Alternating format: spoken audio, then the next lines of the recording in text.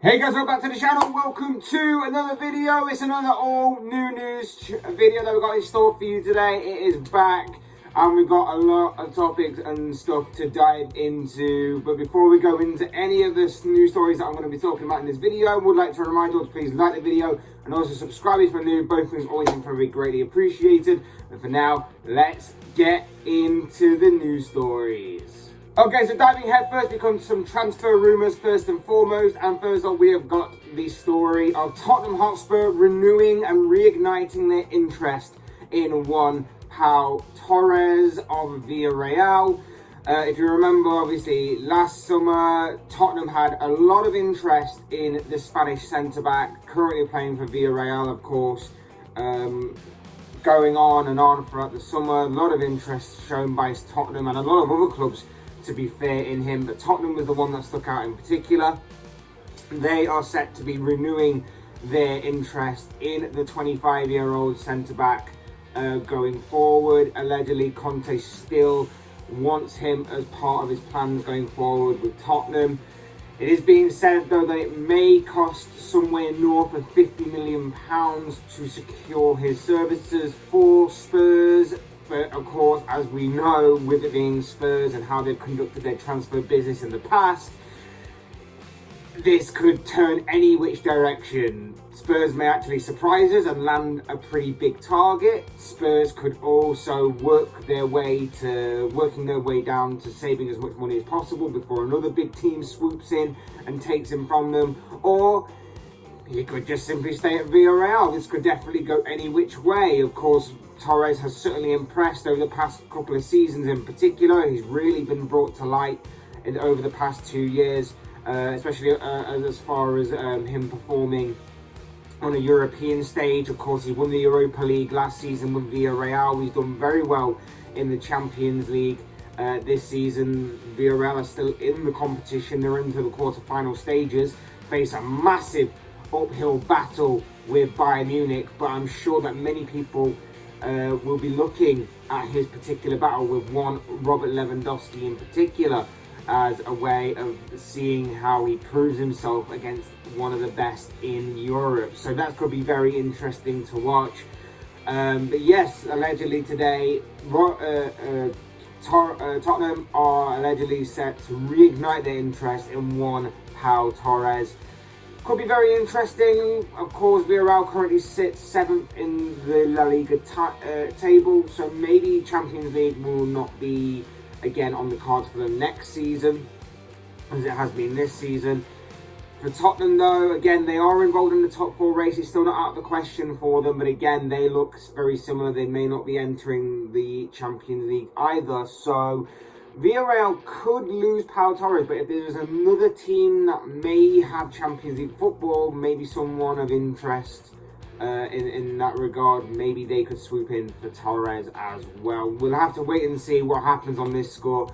But, like I say, the news on this one is that Tottenham are looking to reignite their interest in one Pau Torres.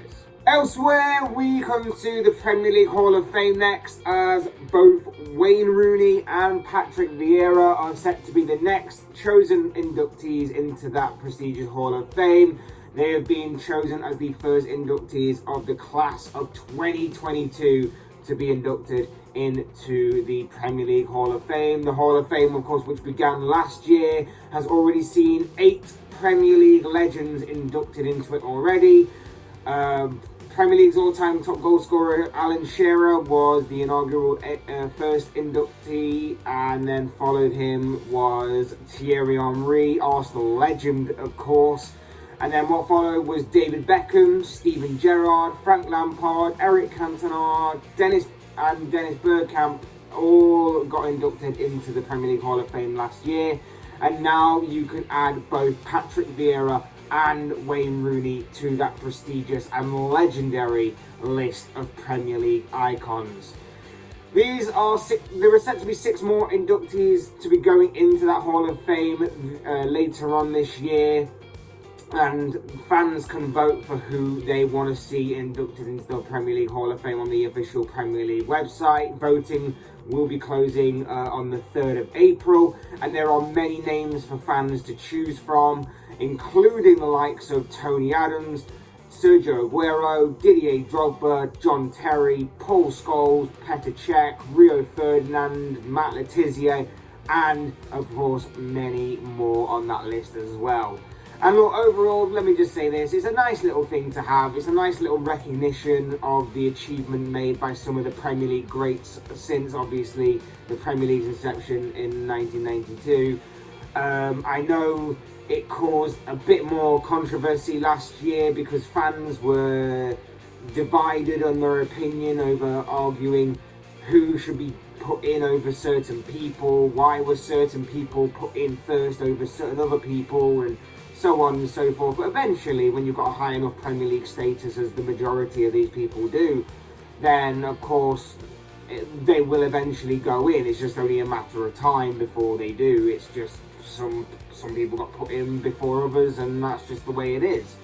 But for now, of course, the moment belongs to both Rooney and Vieira. Congratulations to both the current Crystal Palace manager Patrick Vieira and of course the current Derby County manager Wayne Rooney. Next up, I know it may be a long way down the road, but our next story focuses on Euro 2028, as there seems to be a very big decision to be made in regards to who hosts this tournament.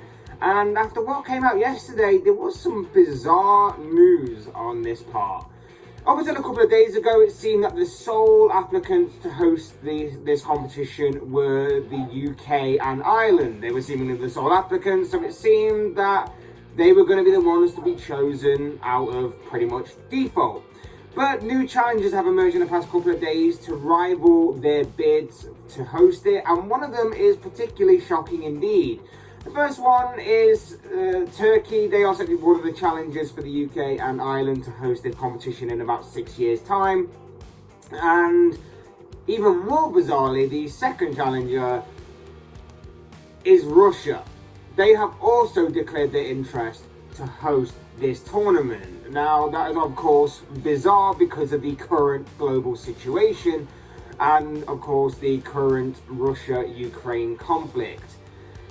Both these nations have also declared themselves wanting to host the 2032 European Championships as well. Italy are another rival of that as well. Italy want to host the 2032 European Championships as well, so that will also have to be decided somewhere down the line. But of course for 2028, Turkey, Russia, the UK and Ireland are all seemingly jostling for position over who gets to host that particular tournament.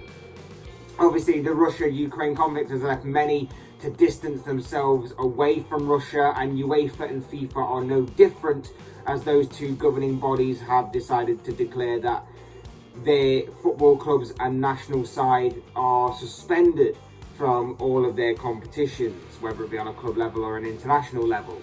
So it's crazy for me and for everybody else to even consider that this would be taken seriously as a bid to host this tournament. Do they have a chance? Right now, arguably not. Nevertheless, the decision won't be made on the hosting of this tournament until next year. So maybe if by then the war between Russia and Ukraine reaches some sort of resolution, ends in some way, maybe Russia will have more of a chance. But of course, we'll have to wait and see what happens when that time comes. But I just found this story a bit bizarre, given of course the current situation. Our next story revolves around Barcelona, and what a week it has been for Barcelona. They beat their fierce rivals Real Madrid 4-0 at the weekend, and then a few days later they have announced the signing of one Frank Kessie, who will be joining the club at the end of the season on a free transfer, as they have just added some extra quality to their ranks. The AC Milan midfielder Frank Kessie is out of contract in the summer, and despite being linked with a number of clubs across Europe, it seems that he's chosen Barcelona as his next footballing destination when he does become a free agent at the end of the season.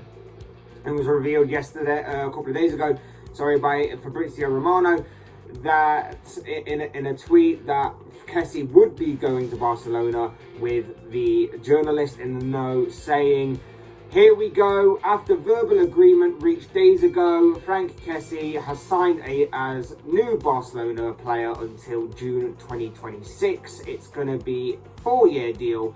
He joins as a free agent from AC Milan. Kessie will receive 6.5 million euros net salary, plus add-ons, medical already complete."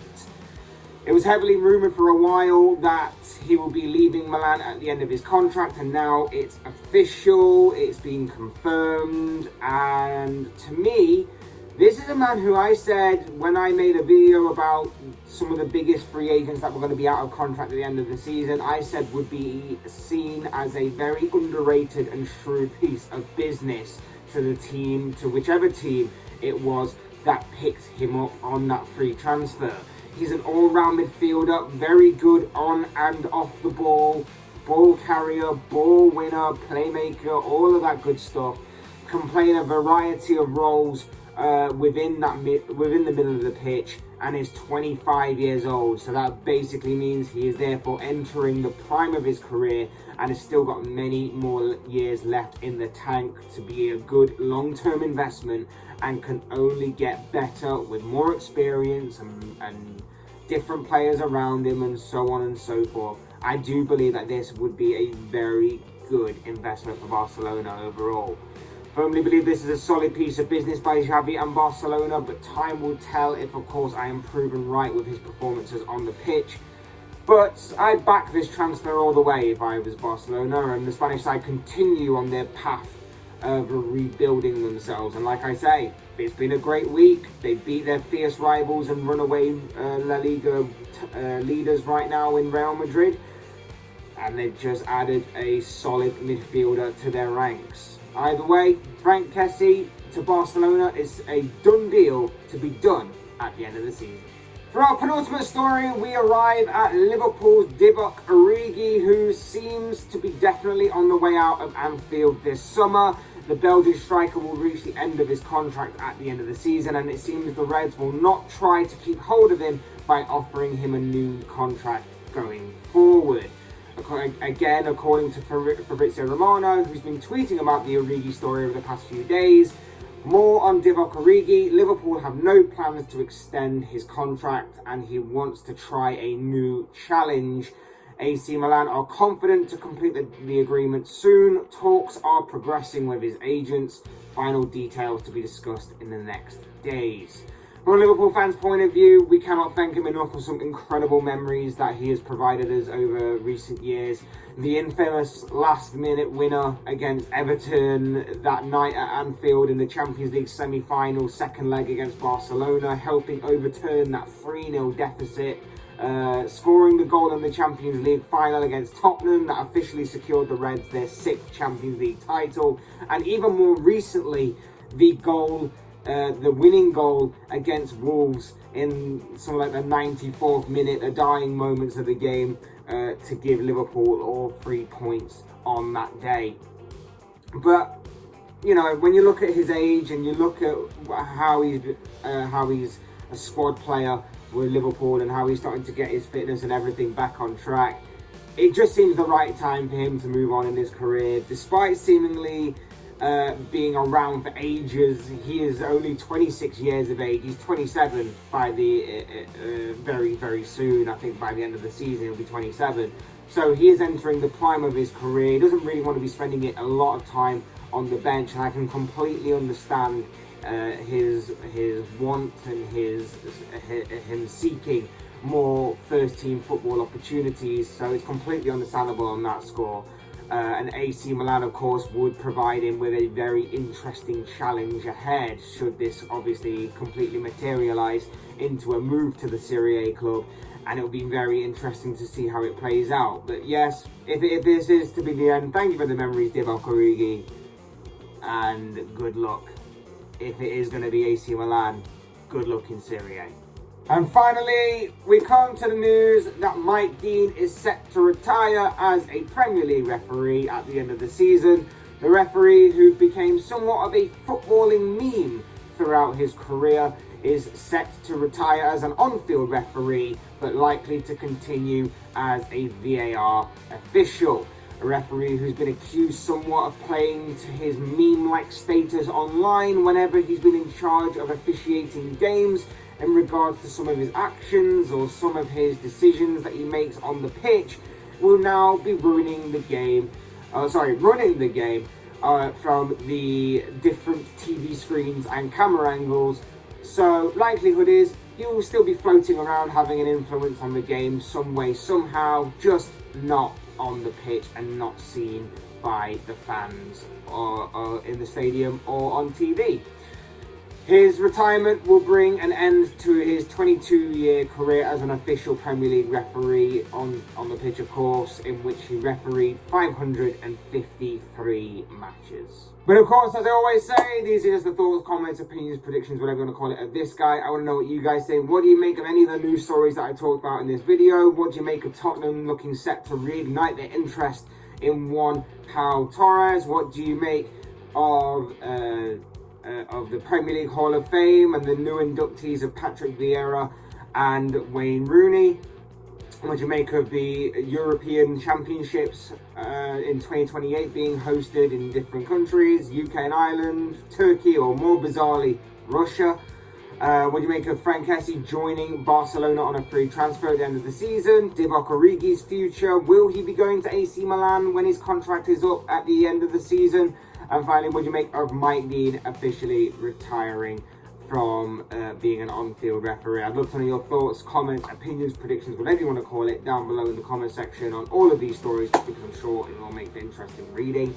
Otherwise, hit that like button on the way out. If you enjoyed the video, subscribe if you're new or want to see more content like this. Both of us always greatly appreciated. And as always, thank you all so much for watching and listening. I've been Fletch. This has been another all New-Newz video, and I will see you all again soon in another video.